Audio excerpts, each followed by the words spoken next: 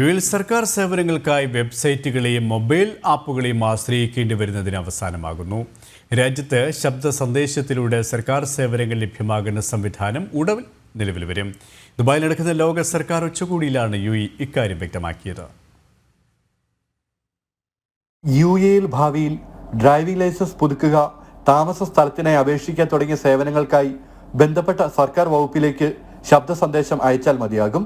ജനങ്ങൾക്ക് നിർമ്മിത ബുദ്ധിയുടെ സഹായത്തോടെ അധികൃതരുമായി നേരിട്ട് സംവദിക്കാൻ കഴിയുന്ന സംവിധാനം ഉടൻ നിലവിൽ വരുമെന്ന് യുഎഇ സർക്കാർ സേവനങ്ങളുടെ മേധാവി മുഹമ്മദ് ബിൻ താലിയ ദുബായിൽ നടക്കുന്ന ലോക സർക്കാർ ഉച്ചകോടിയിൽ വ്യക്തമാക്കി. ജനങ്ങളെ കൂടുതൽ ബുദ്ധിമുട്ടിക്കാതെ നടപടിക്രമങ്ങൾ എഐ ലളിതമാക്കും.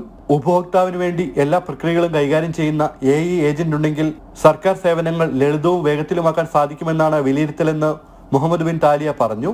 സേവനങ്ങൾ മെച്ചപ്പെടുത്താനും പൗരന്മാർക്ക് കൂടുതൽ മികച്ച സൗകര്യങ്ങൾ നൽകാനും പുതിയ മാറ്റത്തിന് കഴിയുമെന്നും അദ്ദേഹം കൂട്ടിച്ചേർത്തു. സർക്കാർ സേവനങ്ങൾ മെച്ചപ്പെടുത്താനുള്ള എഐയുടെ അനന്ത സാധ്യതകളും മുഹമ്മദ് ബിൻ താലിയ എടുത്തു പറഞ്ഞു. ജനം, ദുബായ്.